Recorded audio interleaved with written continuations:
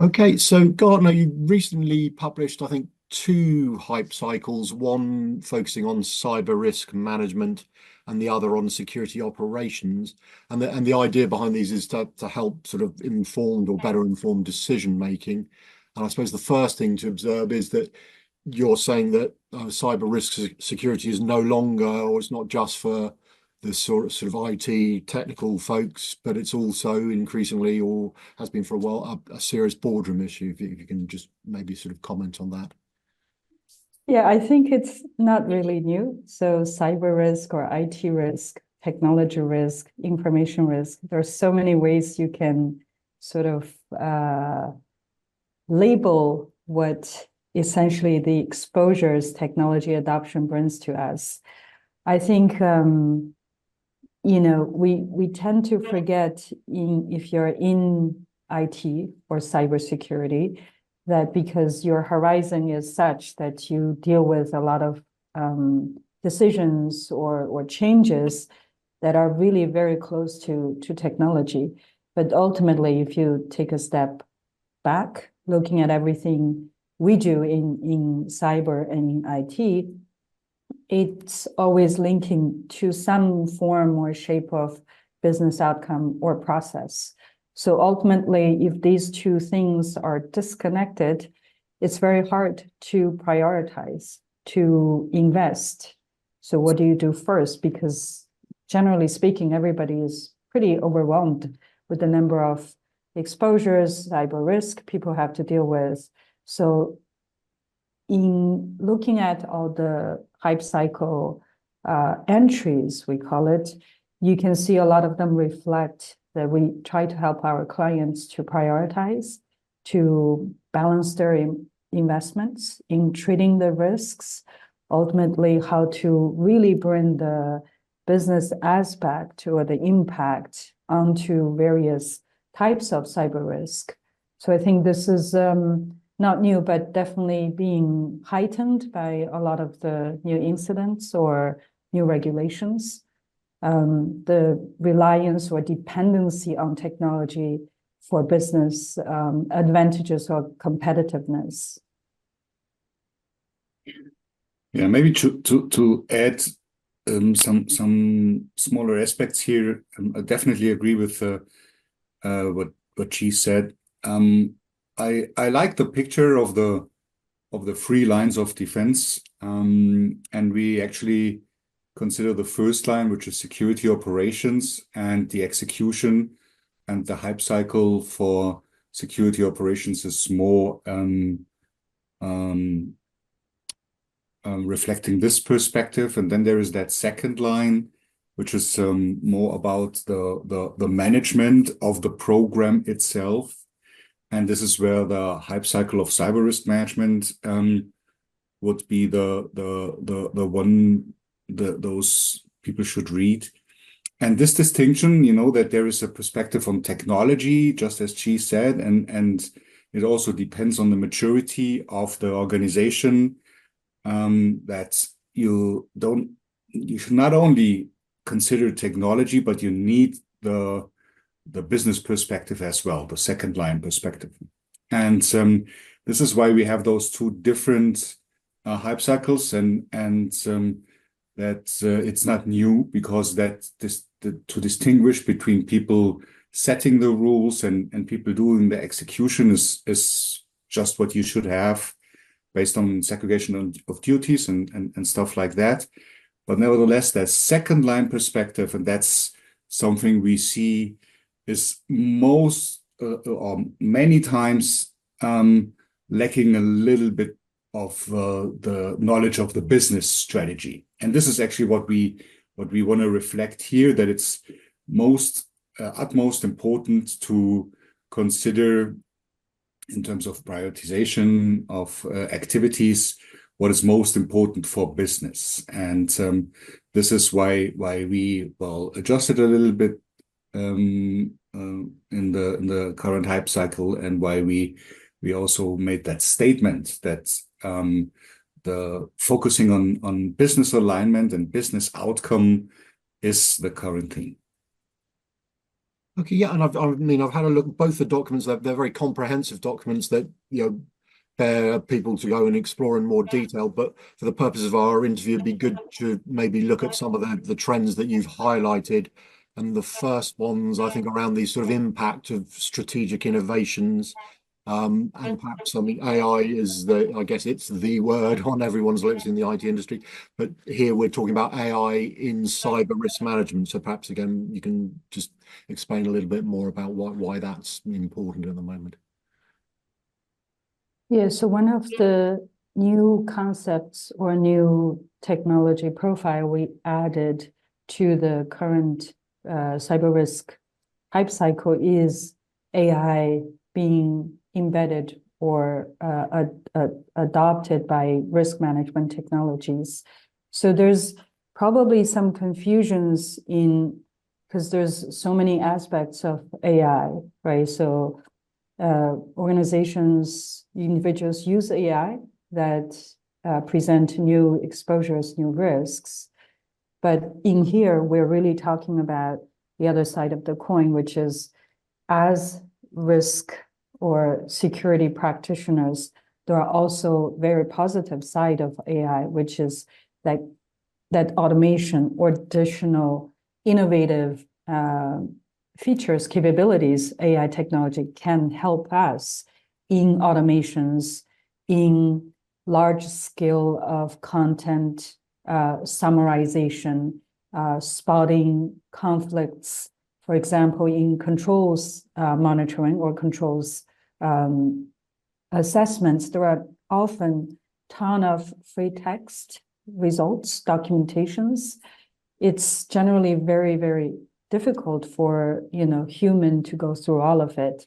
So this is one use case that AI can really assist and helps. So the fact that we introduce AI in risk management is to also demonstrate that there are a set of technologies or capabilities that are increasingly added into our portfolio or available technologies that can help us as well. Again, it's important to differentiate here between security operations and the program management. So that's the reason why we call it AI in cyber risk management and not in cybersecurity or something else. Because we made a statement that within Gartner that actually last year was the beginning of AI hype. This year is more or less the consolidation, and next year might be the year where we really see solutions. And the same counts also for the GSC area of cyber risk management, where we see that there is functionality, just as Gie described, that is very helpful, to analyze a lot of data, maybe even in real time. So there's one functionality we also discussed in the hype cycle, like the continuous control monitoring, for example. And if you consider this monitoring a control, you in an automated fashion, you might collect a lot of data, but you could not do the analysis of that data, and definitely not in real time as a human being. So you need the support of computers, and in best case of AI, large language model based or machine learning based solutions to get to that real time analytics, to understand the security posture of your environment and to understand where things need to be improved or whatever. And I'm still talking about the program improvements, not necessarily the specific control improvements. This might be more like ticketing activities, changing a configuration or what. I'm talking about the effectiveness of a control, still in real time. That's also important to optimize the efficiency of your resources, because we have that skill gap and a lack of people available to do repetitive tasks. So this is where AI can definitely help. For another example would be, in the regulatory landscape, you see a lot of changes, and there's a lot of regulation coming from different perspectives, especially on a global view. And the question is, well, how could you identify if there is a need in changes of policies or changes of controls? How could you compare if your policy still fits to a compliance requirement or stuff like that? You know, this is the best use case for a large language model where within even seconds this could be resolved and AI could be used to help you. So that's also some areas where we see that it's really helpful. Talking maybe about predictive analytics, this is always a discussion point also within Gartner. Is AI really predictive, and how good are the predictions? Within the cyber risk management, we see that there could be predictions, helpful predictions about potential risks which might not be addressed with the current environment. Still, you know, the point is this is input for a decision-making process. It's not the decision-making process, but it's helpful, you know, to get this holistic, comprehensive picture of analytics humans might not be able to do in that detailed level, which will help you to identify gaps and support the decision-making process. Yeah, and in terms of other strategic innovations, I think you flagged up software as a service, or SaaS, and security posture management. So again, it'd be good if you can just sort of, you know, expand on why that's important at the moment. I mentioned already the continuous control monitoring. So one part of the control monitoring is definitely associated with cloud-based controls, but also with the cloud services themselves. And it's also necessary that there is a continuous assessment done of the configurations of the setup of the status of those particular cloud services. And this is also input into understanding the security posture. You know, I was talking about, again, I really like this example of the differentiation between first and second line, because I guess that always helps to understand what is the responsibility and the accountability of different teams. And to repeat this, the cyber risk management hype cycle is a second line perspective. Still, and SaaS security posture management is a first line activity. Still, the outcome, the data, you know, the status about control is important to, well, feed into decision-making processes, feed into monitoring and reporting, which is necessary to inform stakeholders about status. Without data, you cannot make any decisions. You know, that's sometimes the issue between the CISO team, the policymakers, the decision makers, and the security operations people. That security operations has the feeling that they are disconnected, you know, or that there's an ivory tower where the policymakers do whatever they think they should do, but it's not connected. So that said, one example is SaaS security posture management as an input of relevant data to support the decision-making process. Okay, yeah, and maybe one other, which I think you might have slightly alluded to already, but a continuous threat exposure management, or CTEM, I guess is the acronym. Again, just put that in perspective as to why that's sort of appearing on the hype cycle now. It's the interesting part here is I was talking about, you know, the security posture management data as input, is that CTEM again is an operational task. And it's about, obviously, it's more like the vulnerability, threat-driven activities to protect your environment from a technology perspective.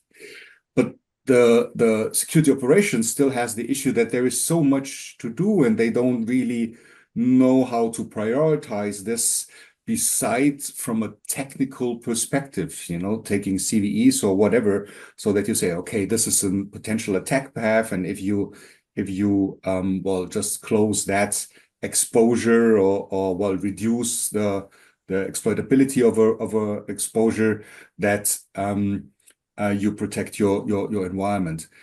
Again, we have the situation that even in this area there might be too much work, to do this in a timely fashion, so that you reduce the exposure of your organization to an acceptable level. So what CTEM introduces here is also validation. And validation is, the idea is that you actually connect the technology information with business relevance information. So in this case, now we have the feed in the other direction. So within security posture management, I was talking about getting data to support the decision-making process in the second line. But here, the first line is getting data from the second line so that they understand the importance of a particular service or asset in the environment, so that okay, this is where I need to start protecting or adding controls or adjusting configuration or whatever to avoid that this particular asset can be exposed, or that there are data breaches, or that that's getting out of service.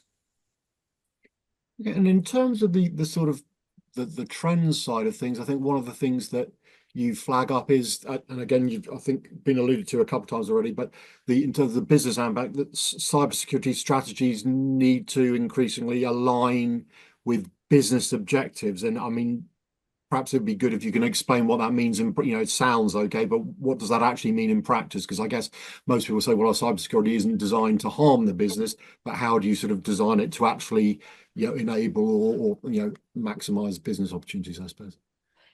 Ultimately, it is a conversation on financials, right? Because we have exposures, we have risks. We can talk a lot about the impact of various incidents, highly visible in the world, right? These are often cited to sort of elevate the pressure or the importance of these events.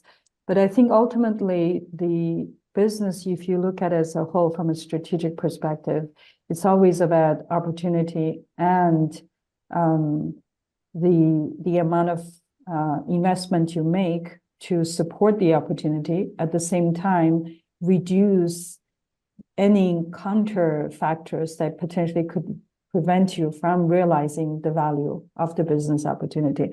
So I think the cybersecurity side of the things is always viewed as a cost center, right? So ultimately the CISO or whoever leads the security operations has to have meaningful conversations with the CFO, the CEO. If we invest this much money for running the program, hiring talents, buying technology to help us prevent vulnerabilities being realized as a true, event or risk. So all of that boiled down to a financial aspect of it. So as you can see in the current hype cycle, we have quantification, cyber risk quantification, for example. That is a technique people have been using for a while, but I think today it gets really interesting and valuable in this whole context of financial conversation, right? So, you could boil down to very simple mathematical term. I invest additional $1 million. What does that bring to us? Sort of the defensible budgeting process, or whether you make strategic decision to go with the opportunity, how fast you chase an opportunity because of the risk side of things.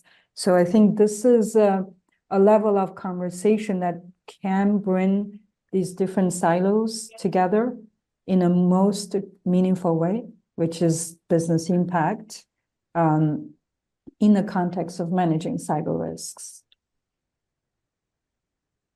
Yeah, actually, we also made a statement, a strategic planning assumption, as we call them, within the hype cycle, that a business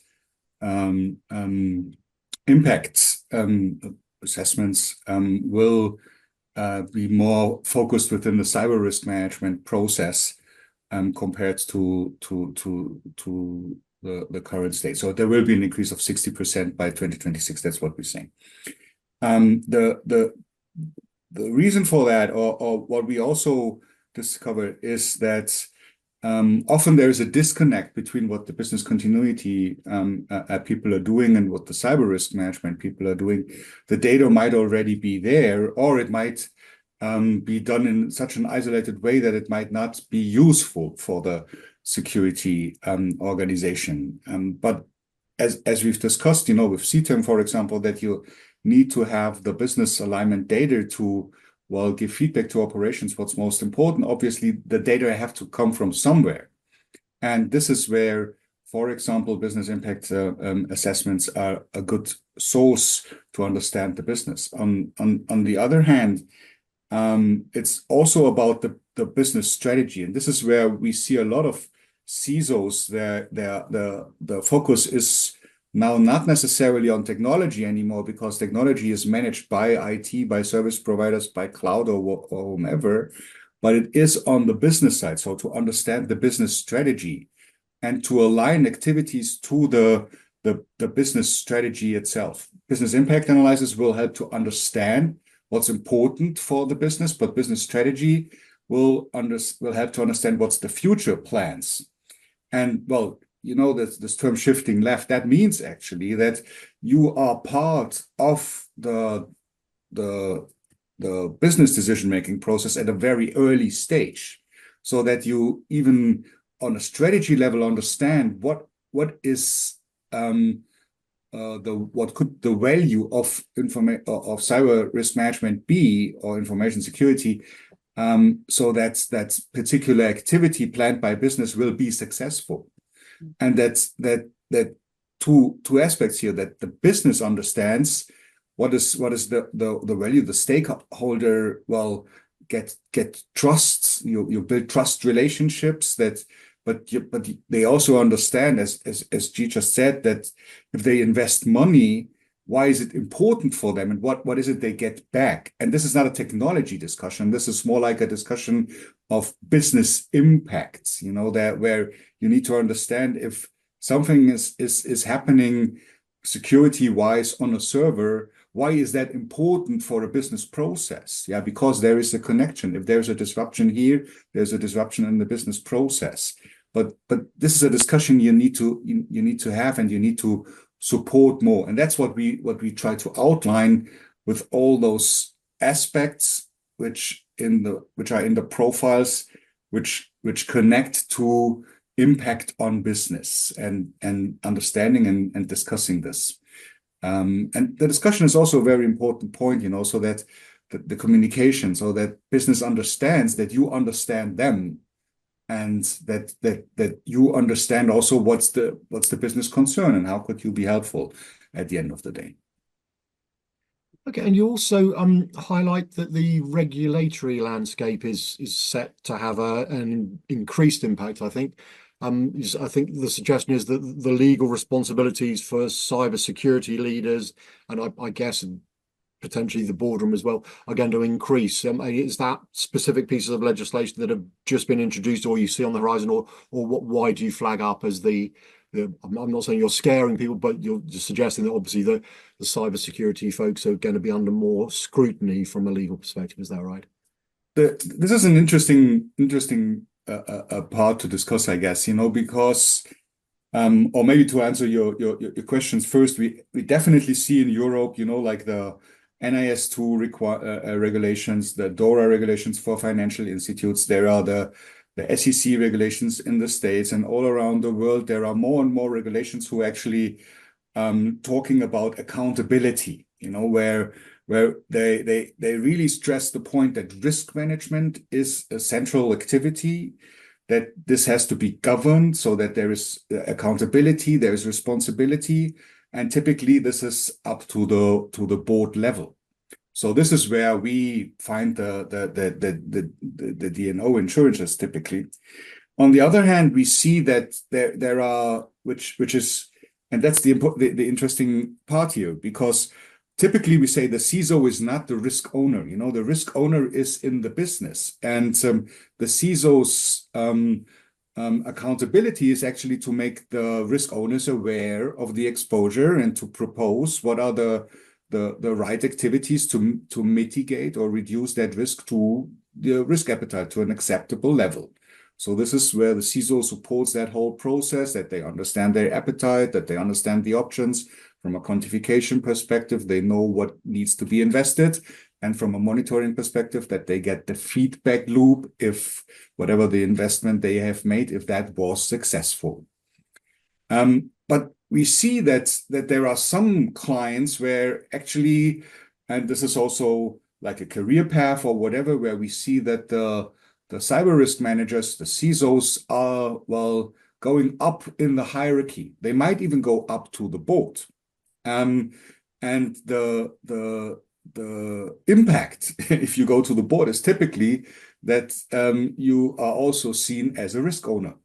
So this is where, in contradiction to, let's say, the theoretical approach of how the CISO responsibility should be, that we also see that some clients actually focus or concentrate the cyber risks on the CISO level again.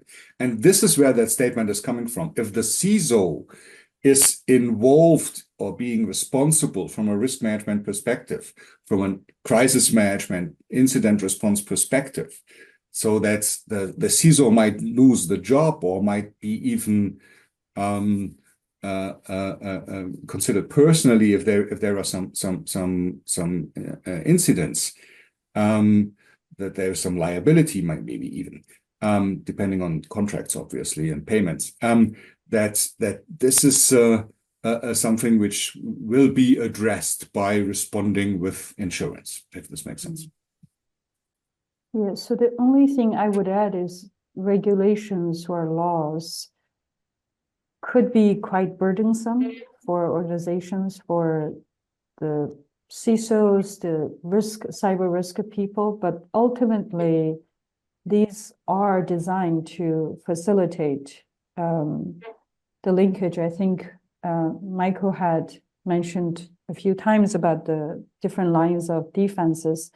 In some ways, I view the compliance to regulations can be sort of the vehicle to force some kind of communication and linkage to bring people out of their domain specialties or risk domain, specific goals.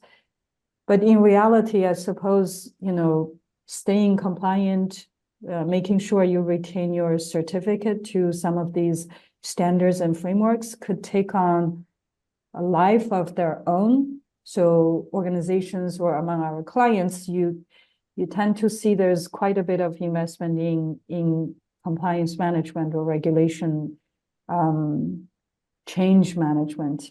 But ultimately, I think compliance and risk are the same thing.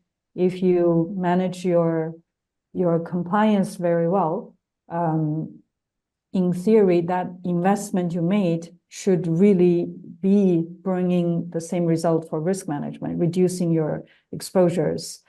But I think, the topic of increasing regulations, increasing laws in governing market conditions or corporate behavior is something that's always going to be there. But, with the increasing number of incidents and new technology adoptions, as Michael alluded to, this personal liability issue that would make it very impactful at the personal level to individuals, which in this case would be the CISO role or the individual. Okay.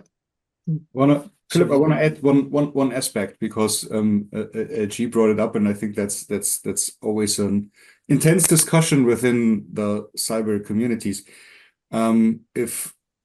How to distinguish between compliance and risk management. The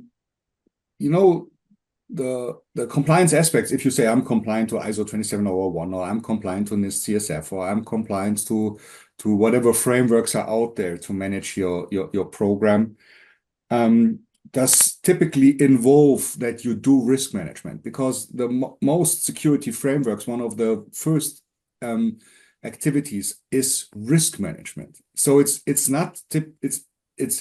won't necessarily make sense to say, well, we have a compliant-based approach or we have a risk-based approach, because if you're compliance-based, you must do risk management. So it's not either or. It's more or less connected, just as Gie said, and there is not that big difference between compliance and risk-based anymore. Maybe that used to be in the past, if compliance was just like, well, do we have asset management? Do we have data protection? Do we have identity and access management system and network controls, security controls? But that's not the case anymore. The frameworks have evolved. So there is no difference between compliance and risk-based, because if you're compliant, you must be risk-based. That's fair enough. And just one or two other trends that, and this one may be slightly related to what's just been discussed, but is data security governance. So again, if you can just explain why that's featuring at the moment, what's going on there. First of all, the topic of governance is utmost important. Again, we also see this reflected in the changes the NIST-TSF has just recently done, where they added govern to the functions, and they made it the first function, more or less, that you have to take care about governance. And governance obviously is, well, setting rules and establishing decision-making processes and defining owners, as we said, about risks, and owners about processes and data. And data obviously is the why we do all this, why we do IT, why we do security is about data management ultimately. And the difficulty today is, if you talk about data ownership, is most of the times to identify the owners and to establish decision-making processes which have impact on data. And this is where data governance in general is an important aspect. A lot of analysts within Gartner are covering. But data security is one aspect which also plays a role, because based on the categorization of data or whatever, you will make decisions about what is the right environment for particular data, what kind of controls are necessary, what is the strength of the controls, and whatever. So the data security governance is an important aspect of establishing your program, defining your policies, and also monitoring and aggregating the data you've monitored in a way that the data owners understand their exposure and the protection, or how secure their data are ultimately. Okay, and then maybe just one final trend, which is particularly intriguing from my perspective, love to know more about it, is the Cybersecurity Program Performance Management, or CPPM. So again, good to understand why that's appearing as an important topic now. Mm-hmm. Gie, shall I, or do you like to? Yeah, I think this is very dear to your heart. I'll let you go for it. There's an interesting development right now, and while we in an area where there are a lot of evolving things happening ultimately.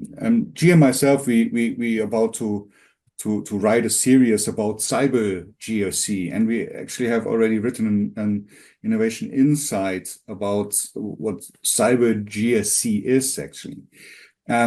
It's a subset of, well, the typical governance, risk management, compliance activities which start on enterprise level, which are very specific on cyber risk management, as we cover cyber risk management. And within the cyber GRC area, there are a lot of different capabilities we've just discussed today, like the continuous control monitoring, like the cyber risk quantification, like the managing the risk management process, obviously compliance, automation, stuff like that. But there is also that aspect of managing the program, because that's the main purpose for the CISO.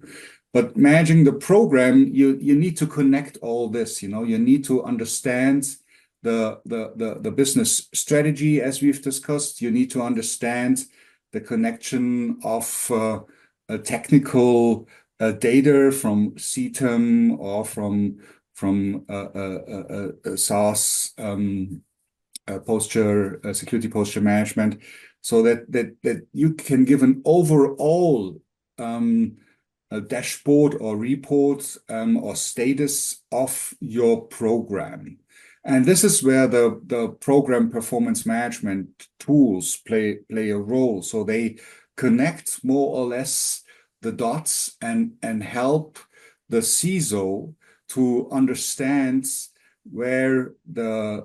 how the story should look like from a value perspective, but also where the gaps are when it comes to managing the overall program. And this is one capability. The interesting thing, that's why I mentioned Cyber GSC, is that we see that there is a development that those, and I call it capability already, that those different capabilities might converge into a Cyber GSC tool. Today, we see that there might be different vendors covering those different aspects on the market, but we also see the demand that this is more or less bundled, that this is, well, all leads to the one-stop shop tool the CISO needs to manage the overall program. And the program performance management is one important aspect here to help the CISO to connect to business and to also give business insights, what has happened to their investments and with their money, but also in the planning section where you might think about scenario planning or whatever. Well, how could the security posture, the security program improved given restrictions of resources, people and money. So it's also for planning purposes, creating your security, your cyber security roadmap, your program strategy and stuff like that. Yeah, I totally agree. I think the program management is a way to really highlight the CISO or the equivalent becoming a strategic leader. Because as Michael pointed out, if you were just a technology-focused leader, you're probably involved a lot with operational level decisions or expertise in monitoring and all of that. But when you kind of step out of that whole operational layer, you come at the program level, you have to think about planning, which you get involved in discussing budgets, skill development, connections to other parts of the organization. In the case of Cyber GRC, I think the governance piece, then it's all the way through, right? From bottom all the way to the enterprise risk management level. So that's one very strategic connecting tissue that can really, in many ways, bring the communication from the operational level all the way to the, board or strategic planning discussion. At the same time, as Michael pointed out, you measure the program, then you can actually explain what the investment renders to your organization, which you have to talk about business strategies, business outcomes, what the individual decision you made in the security operational layer and links to something else that's much more outside the security arena or the entire organization level. So I think program, to me, for the leaders, for the security leaders, is the component you must have, because that really give you a lot of outlets as well as the techniques to move from a more operational, I don't want to use the word reactive, but incident focused, vulnerability focused, the leader, to much more strategic and different vocabulary of discussion, finance, business impacts, goals and strategies and performance.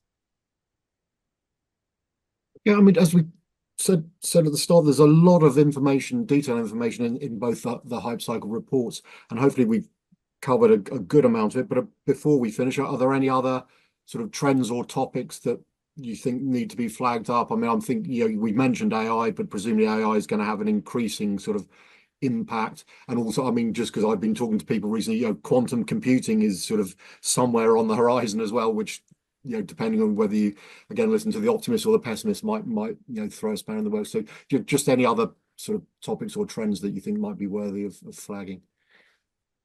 So for me, the only thing I would highlight is, I think Michael mentioned a few times the word continuous. So in the continuous control monitoring perspective, there's a word continuous. And I think in some other write-ups, we also use the word continuous a lot. I think in light of the, faster adoption to whatever new technology, quantum computing or AI or whatever comes at in the market, the concept of continuous is very important. It's a little bit abstract, but it's really leading to multiple times we mentioned data analytics, because using near real-time data input, you can then turn the position from a sort of periodic, somewhat a back mirror checking to somewhat a more predictive, more futuristic, more near real-time sensing of the risk exposures. So that's probably something from my perspective I want to highlight. I think we mentioned another term, which is cyber GRC, and that's definitely something where we see that there's a lot going on there, mergers and acquisitions and convergence and there is that target. We don't necessarily know by now what the target will be and how cyber GRC will ultimately look like. But we have a good a current perspective, which we also outlined in our research, as we said. But what is also important here is that we see that those vendors or that the solutions which are on that market, we have the second line perspective. Typically they're not very intrusive. So the ramp up time or the deployment time is quite fast, which actually means that there is some agility in that market. There's some possibility right now that you more or less experiment, that you see, okay, is the idea of a program performance management something which might be helpful for me? It won't take months to install a solution. It's more like a question of weeks. So you could make a decision. Okay, let's experiment if this is the right way, and you can get rid of it as fast as well. Because it's not intrusive. So I guess that leads to that. Well, on one hand, agility. On the other hand, the complexity of the market will stay for a while, that there are many different vendors coming from different perspectives. And it's my main point here is it might not make sense to sit and wait until there might be a final solution. It's more like we are in a state of where it might make sense to be open to see whatever might add value to your management approach and to the demands your stakeholders might have to understand the value. But it's important to be active here, especially as a CISO, to stay active and actively reach out to your stakeholders and understand what will be helpful for them to understand that there is value. It's not a black box, you know. Security, cyber risk management is not a black box. That's definitely something to consider. And one final statement: we made this we distinguish between first line and second line. We have the security operations hype cycle and the cyber risk management hype cycle, but it's not, you know, something which is competitive. It's actually something which has to work together. It's just two different perspectives. They make sense and it's necessary to have them, but it's about the collaboration. It's not about, well, this is better than the other, or this is more important than the other. It's the collaboration. Okay, and if it's fair to ask, I mean, we've covered a lot of ground, but in terms of the key takeaways, I mean, the cybersecurity landscape or cyber resilience is maybe, you know, coming into increasing sort of vocabulary as the characterization of it. But there's a lot going on. But are there one or two things in terms of, as we've discussed, almost using cybersecurity, cyber risk as an opportunity to help the business? Just any advice you can give to folks? So I know they've got hundreds of things probably in their brains to do with it, but are there a couple of key things that you can maybe suggest they, you know, might be better off spending their time looking at, or prioritizing, should we say, than others, if that's possible? That's really a tough question, because Michael and I are both very involved in a lot of different level of advice or analyzing and finding insights for people to take actions on. But if I were to choose, you know, at a very high level, I would say two things. I think, to me, you know, for all these years, everybody manages risk, right? In an organization, consciously or unconsciously, you are making risk decision every day when you do your job. In the very digitized world, we're making a lot of decisions that is related to the cyber risk. I think there are two concepts probably throughout all of these years that are pretty pronounced in reality. One is this kind of siloed approach. So I am very good at making decisions at this level in my domain, and you do too. But I think the connect tissue, we talked a lot about the word governance as well. So to me, from a non-technology perspective, how you link all of these various risk disciplines together is through governance. That could be a top-down approach. It could be a hybrid of bottom-up and top-down with a lot of techniques in between, like cyber risk quantification, like a good tool that, called GRC, cyber GRC. So that's one thing, that the governance piece is very important. The second thing I view as a connect tissue is the data that Michael has talked quite a bit. We have lots of profiles in the hype cycle that is really about bringing data together. Either you are looking at it from a performance angle, or you're looking at a real-time control monitoring and detection level. All of this indicates that you have a ton of data. That's your treasure trove, right? But they are kind of like the ability to manage risk, making the risk decision is remained in different line of defense or silos. Analytics, or even bring AI to the picture, is the piece that can connect all these data. So you have governance, you have data analytics. These two should give you a lot of confidence that you're covering a big ground, first of all. Secondly, you are focusing on the important parts, which leads to the very first question when you asked. I talked about prioritization. I think if you know the whole horizon you're in, which is called cyber risk, and you're not leaving corners unattended, but at the same time, you also know where the area of focus should be, which is the important areas, then I think you can really advance quite a bit in your risk management practice. And well, obviously we're working close together, so we share the same minds. And I was just about to say the same things. There are two aspects. The first aspect is the communication, the governance, and where we also see that there is a lot of distribution happening in the business, that it's not necessarily centralized. It might be more decentralized, the decision-making processes. And the question here is the involvement, again, govern, that you have your boards, your committees, whatever, so that you're able to communicate and talk about the value. And to talk about the value, you need data. And that's the second aspect. So it's the governance and the data.